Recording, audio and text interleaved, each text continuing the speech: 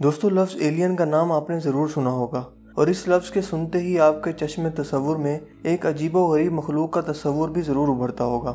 ایک ایسی مخلوق جو انسان سے زیادہ ذہین اور جدید ہے۔ اس کے پاس وہ سب کچھ ہے جو ہمیں شاید 100 سال بعد میسر ہو۔ انسان روز اول سے یہ سوچتا آیا ہے کہ کائنات میں اس جیسی کوئی اور مخلوق بھی موجود ہے۔ یہ سوال 19ویں صدی میں حقیقت بن کر سامنے آ گیا جب لوگوں نے دیکھا کہ فضا سے عجیب و غریب چھتریوں میں عجیب و غریب مخلوق زمین پر اتر رہی ہے۔ جب اس مخلوق نے اپنا رد عمل ظاہر کیا تو ان کی طاقت کا اندازہ بھی ہو گیا۔ ان لوگوں کے پاس جو ذہانت ہے ان کے مقابلے میں ہماری ذہانت کچھ بھی نہیں ہے۔ ان لوگوں کی چھتریاں جن میں یہ سفر کرتے ہیں یعنی UFO جسے ان آئیڈینٹیفائڈ فلائنگ آبجیکٹس کہتے ہیں، ان میں اتنی طاقت موجود ہے کہ ہماری تمام سگنل ڈیوائسز اور بجلی کے نظام کو فیل کر سکتے ہیں۔ وہ فضا سے زمین پر مخصوص شعاعیں بھیج کر لوہے تک کو جلا سکتے ہیں۔ وہ زمین سے کسی بھی چیز کو فضا میں معلق کر سکتے ہیں۔ دوستو اڑن تشتری یعنی UFO 700 کلومیٹر فی سیکنڈ کے حساب سے سفر کرتی ہے۔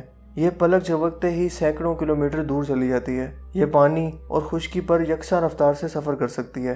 یعنی آپ خود سوچ سکتے ہیں کہ ایلینز کی ایک ایجاد کا یہ عالم ہے تو دوسری ایجادات کا کیا عالم ہوگا، جبکہ ہماری انسانی ٹیکنالوجی جب تک لوہے کو 2 پر نہ لگا لے وہ ہلتا تک نہیں ہے۔ اگر 2 پر لگ بھی جائیں تو بھی UFO جیسی تیزی، پھرتی اور ٹیکنالوجی ہمارے پاس نہیں ہوتی۔ اس طاقت اور معیار کی بنیاد پر ایلینز کو کسی دوسرے سیارے کی مخلوق مان لیا گیا جو وقتاً فوقتاً ہماری زمین پر سیر کرنے کے لیے آتے ہیں۔ ان کی آمد خوف کو جنم دیتی ہے کیونکہ ان کی شکل و شباہت اور علم ہم سے بہت زیادہ مشابہ بھی ہیں اور بہت زیادہ مختلف بھی۔ رفتہ رفتہ UFO یعنی اڑن تشتریوں کی آمد زمین پر بڑھتی جا رہی ہے۔ اسی کے ساتھ ایک انجانا خوف بھی پروان چڑھتا جا رہا ہے۔ کیا یہ مخلوقات واقعی ہی کسی اور سیارے سے آئی ہیں اور انسان سے واقعی زیادہ بہتر ہیں؟ آخر یہ کیا چیز ہیں؟ اس سوال کا پہلا جواب ہمیں الہامی کتابوں سے ملتا ہے۔ دوستو قرآن کریم میں رب کریم کئی مقامات پر فرماتے ہیں، اے جن و انس کی جماعت، ہم نے تمہیں اپنی عبادت کے لیے پیدا کیا۔ ایک اور مقام پر اللہ تعالیٰ فرماتے ہیں جس کا مفہوم یہ ہے کہ ہم نے انسان کو مٹی اور جنات کو آگ کے شعلے سے پیدا کیا۔ لہٰذا قرآن کریم میں کسی بھی جگہ ایلین یا کسی دوسری مخلوق کا ذکر نہیں ملتا۔ اس کی وجہ یہ ہے کہ اللہ پاک نے صرف انسان اور جنات کو شعور کی طاقت دی ہے۔ یہی وجہ ہے کہ ان پر بہت سی حدیں بھی لاگو کر دی گئی ہیں۔ پھر ایک اور مقام پر رب کریم نے فرمایا، ہم نے انسان کو اشرف المخلوقات بنایا ہے۔ یہ جملہ بھی انسان اور ایلین کے درمیان بہت بڑا سوال ہے کہ اگر انسان اشرف المخلوقات ہیں تو پھر ایلین انسان سے 1000 درجے زیادہ ذہین کیسے ہو سکتے ہیں؟ وہ اتنے ذہین اور جدید کیسے ہو سکتے ہیں جبکہ انسان اشرف المخلوقات ہے؟ ان کے پاس وہ سب کچھ کیوں ہے جو ہمارے پاس نہیں ہے؟ قرآن کریم کی مقدس آیات واضح کرتی ہیں کہ شعور صرف انسان اور جنات کے پاس ہے، جبکہ 19ویں صدی میں ایلینز کا رونما ہونا ایک بہت بڑا سنسنی خیز سوال ہے۔ آخر کچھ تو ایسا ہے جسے ایکسپوز کرنا بہت ضروری ہے۔ دوستو اگر ہم تاریخ کا مطالعہ کریں تو ماضی میں بھی ہمیں ایسی کوئی مخلوق دیکھے جانے کا ذکر نہیں ملتا، نہ ہی کسی اڑن تشتری کو دیکھے جانے کا ذکر موجود ہے۔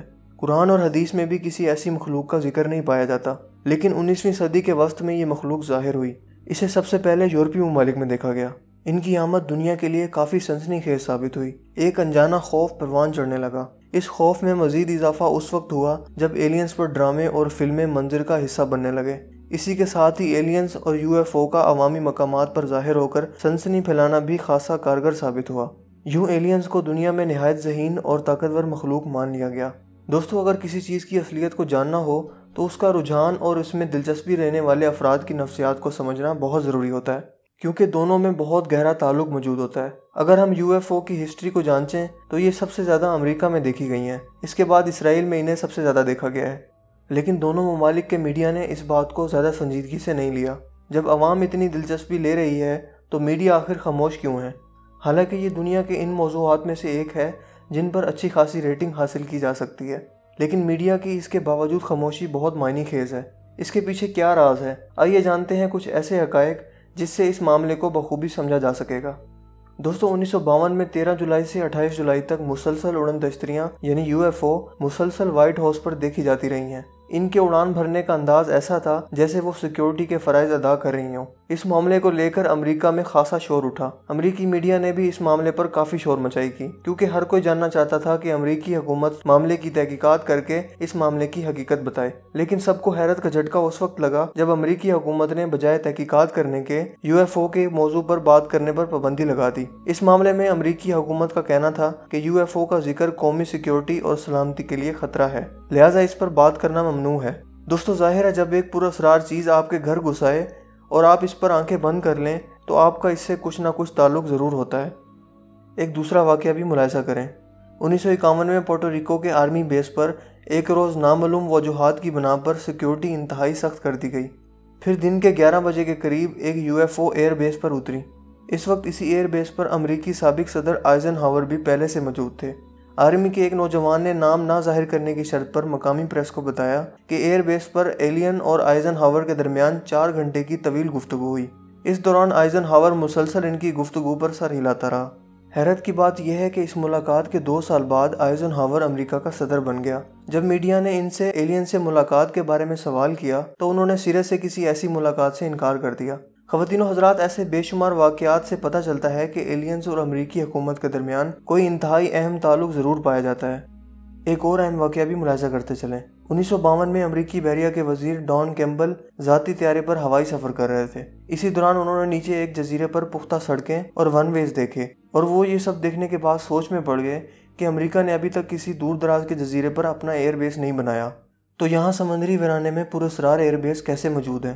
اس دوران انہوں نے دیکھا کہ بہت ساری UFO ون ویز پر کھڑی ہیں اور عجیب قسم کے انسان چہل قدمی کر رہے ہیں۔ جب واپس آ کر انہوں نے اس بات کا ذکر امریکی فضائیہ سے کیا تو انہیں CIA کی طرف سے خبردار کیا گیا کہ اگر دوبارہ اس بات کا ذکر کیا تو مار دیے جاؤ گے۔ یعنی امریکی حساس ادارے نہ صرف بذات خود ایلینز کے ٹھکانوں سے واقف تھے بلکہ وہ پس پردہ انہیں سپورٹ بھی کر رہے تھے۔ خواتین و حضرات، چلیں اگر ہم مان بھی لیں کہ یہ تینوں واقعات کوئی حقیقت نہیں رکھتے، حالانکہ ایسے واقعات سے اخباریں، میگزین اور کتابیں بھری پڑی ہیں، مان لیا وہ کوئی حقیقت نہیں رکھتے، مان لیا ایلین کسی دوسرے سیارے کی مخلوق ہیں اور یہاں آ کر اہل زمین سے یکساں رویہ رکھتے ہیں، وہ نہیں جانتے کس سے محبت کرنی ہے، کس سے نفرت کرنی ہے، ان کے لیے تمام فصل ایک جیسی ہے۔ لیکن اب ایک ویڈیو کلپ جو میں آپ کو دکھانے جا رہا ہوں وہ ذرا توجہ سے دیکھیے گا۔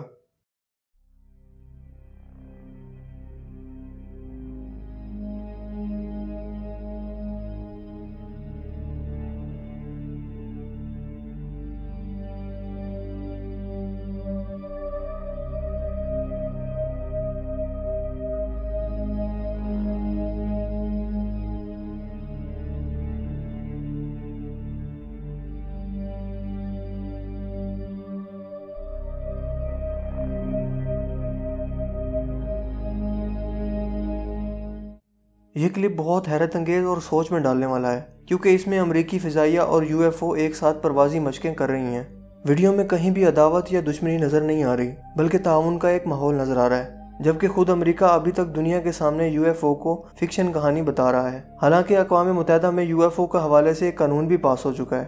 اب ملاحظہ کریں ایک اور ویڈیو، اور یہ ویڈیو پہلے والے کلپ سے کہیں زیادہ اہم ہے، لہذا توجہ سے دیکھیے گا۔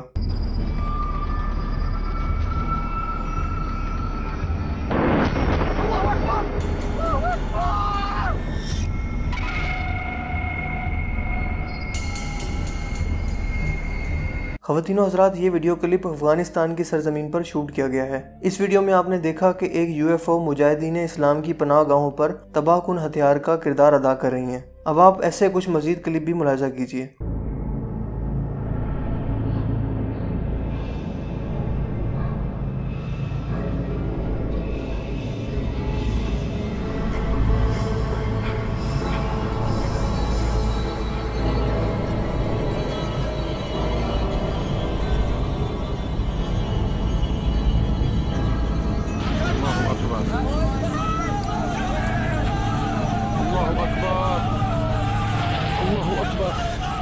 أشهد أن لا إله إلا الله وأشهد أن محمدا رسول الله.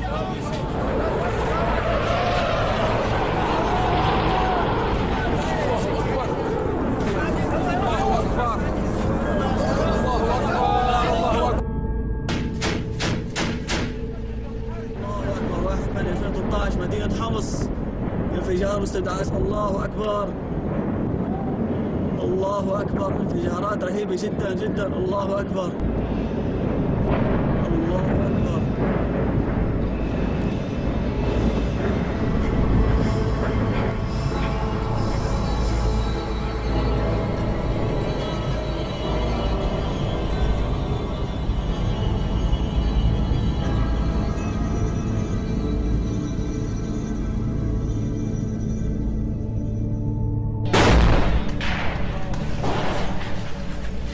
مين بتنقل؟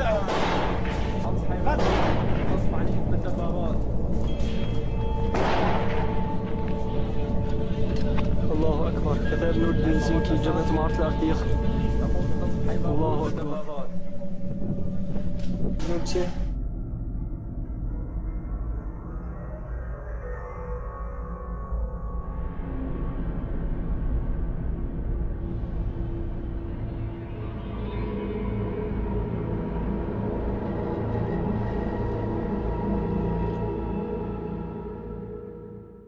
خواتین و حضرات، آپ نے ویڈیو کلپس میں دیکھا کہ دوسری دنیا سے آنے والے ایلینز کس طرح اہل زمین سے غیر متوازن رویہ اپنائے ہوئے ہیں۔ ایک طرف U F O White House کی پاسبانی کرتی دکھائی دیتی ہیں اور امریکی فضائیہ کے ساتھ مشقی پروازیں کر رہی ہیں، جبکہ دوسری طرف فلسطین اور افغانستان میں اہل اسلام کو ایلینز بے دردی سے مار رہے ہیں۔ یہ بات ثابت کرتی ہے کہ ایلینز کسی دوسری تیسری مخلوق کا نام نہیں ہے، بلکہ یہ اہل کفر کا اپنا ہی ایک دوسرا روپ ہے جسے پر اسراریت کے پیچھے چھپا کر اپنے ناپاک عزائم کے لیے استعمال کیا جا رہا ہے۔